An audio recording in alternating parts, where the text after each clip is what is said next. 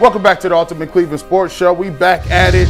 Cleveland Browns, they reported they hanging around doing all the shorts activities. So obviously you're not going to get pictures, taking pictures, classmates, seeing the team, getting the position coach, and I'm probably sure they had a bunch of speeches. But the one thing that we're trying to see this year is Jerry Jeudy. Jerry Jeudy, we need you to get back to the Jerry Jeudy of 2024 because 2025 was not it.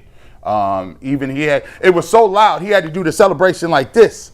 I didn't hear nobody. He cutting out all the noise. Problem is, we need you to be logged in, and we need you to have the best season we can to even evaluate the quarterbacks. Let's get to it. What does Todd Monken need to do, and what do you project, Zach, in terms of what do you see for Jerry Jeudy this year? Is this going to be an uptick, or is it going to be some of the same inconsistency? I think he's always kind of been the same because the spikes have been high, but the lows have been low, and they were lower last year, right? And even in 2024, when he ended up having the big season, what did he do the first half of the season? No, it wasn't a real NFL offense, right? But he was non-existent. So I'm glad you put it in the Monken frame because I'm going to look at that. Like, you want me to be a believer in Todd Monken as this offensive miracle worker or even a guru? Those are my words, but let's be honest. Then let's see Jerry Jeudy have one of those seasons. The Browns are still committed to him. They could not trade him if they wanted to. They acquired him for nothing. They immediately extended him, and everybody said, what are you doing? Well, outside of those 3 games, he's not a number 1 receiver. He's never been consistent. He's not going to be your leader, but he needs to play better. He needs to catch the ball, and he needs to make explosive plays because this team, when you look, he's still the number 1 on this team. Right. And he's still paid, not at the top of the market, but he is paid like a big-time reliable player, and he has not been a reliable player whatsoever. I remember when Andrew Berry made the trade for Jerry Jeudy, and I remember the mixed reaction. Some people was like, no, bad attitude.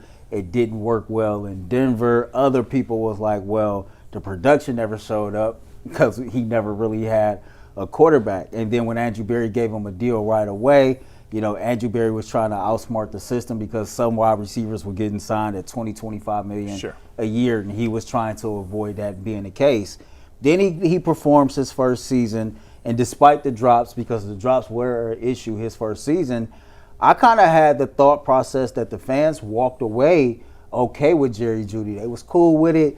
All right, cool. He was productive. We can live with this. And then last season comes, and last season was a total disaster. The drops were crazy. The attitude, the body language was crazy. He didn't really seem like he was emotionally invested. And then you kept losing, and he just seemed like he had checked out. But people like Jerry Jeudy, just from a personality standpoint, I think that he's totally aware of what happened last year. I don't think that he is satisfied. I think he has a bad taste in his own mouth for how he played and maybe how he conducted himself. And some aspects, and he knows what type of time it is for him this year. And I think that with Todd Monken aboard, he's going to look at the tape and look at what Jerry Jeudy does best and where he was utilized the most and where he had the most success. And I kind of envision him. I know we talk about Isaiah Bond a lot, but, he might be the guy that's used a lot like Zay Flowers in that slot because he can run routes and get him out of open space, and you can see what he do. I go back to the big game he had against Denver a couple years ago. He operated in the middle of the field, got out in space, and was able to make some big plays. Even on the play where Shedeur hit him and he fumbled the ball, right? So, if Todd Monken can see what he does well, exploit that, and put him in those situations, and he put in the work himself, then this can be one of those redemption seasons for Jerry Jeudy. I always found it real funny that when you get a new boss, you seem to be dialed in a little bit more. You seem to, your antenna is up a little bit more. Maybe you know what I'm saying, you watch the ball into your hands a little bit more. And I'm hoping that the phenomenon takes place with Jerry Jeudy because when a new coach comes in, they will always do this. They will always tell you what the standards is, and they're going to find somebody that's going to get in the doghouse, and they're going to find somebody that they anoint as you should be doing it like this guy. And sometimes those guys are guys that ain't making the most money, guys that were forgotten in the offense, were afterthoughts with the previous coaching staff. And what it does, it motivates you. If you're looking at it, they got Jerry Jeudy, they got Cedric Tillman, they got Jamari Thrash, guys that are like, and Corley as well. These guys, they have not lit the league up in any way, shape, or form. I expect Todd Monken to pick somebody, and it might be someone that don't make no money, that's an undrafted free agent, say, this guy is making noise. I tell you what, Zach, this guy right here, listen, if we can get 7 more guys to do it like that, and that motivates guys. And by the way, in terms of the contract, am I correct in saying that they can get off his money after this year? After this year, they can. Yeah. Oh, Not right now, they can't. Know what type of time it is. We really got something going on here then, Zach. Yeah. Because they can get off your money after this year. It's a new coach, and it's a new offense.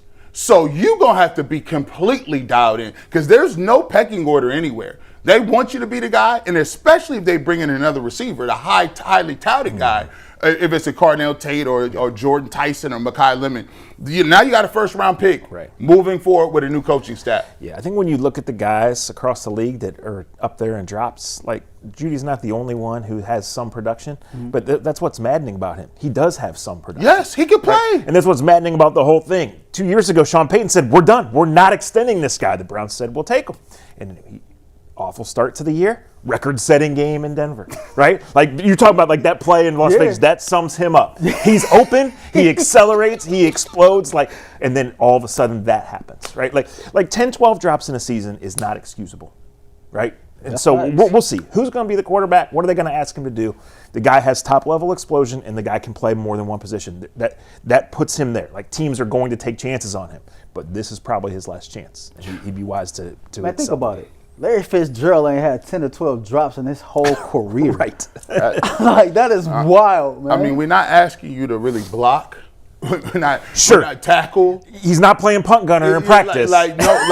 Your only job is to catch the football, secure it, and get up. Even when he made plays, the play that stands out in the Raiders game, I don't know what he's doing. You caught the ball. You're on the sideline. There's no one around you. You're stopping, trying to cut, and you get stripped. Yeah. And it's like, but then there's plays where he made a play in Shedeur Sanders' first game where they were trying to get against the Ravens where he threw it short of the sticks. He makes 4 guys miss and picks up a first down when it seemed like it would be impossible. So he has the talent. This guy's a Biletnikoff winner. He runs. He's one of the best route runners that we've seen, but it's just the mental lapses.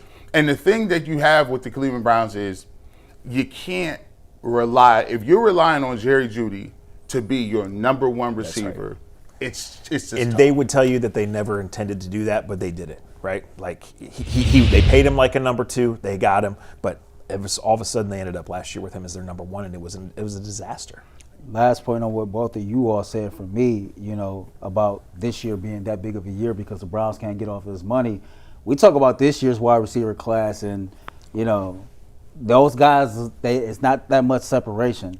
Next year's wide receiver class is absolutely bananas. And the Cleveland Browns and Todd Monken will have no issue replacing him with anybody that's coming out next year if this man doesn't produce to the level he needs to. So. Yeah, listen, Jerry Jeudy, we hope to see the old Jerry Jeudy, the one that actually was putting up numbers in Cleveland. When we get back, draft, like we said, it's under 16 days away. Bill Barnwell comes up with his all-trade mock draft. Let's see what he has in store for the Browns at 6-24. Right back on UCSS.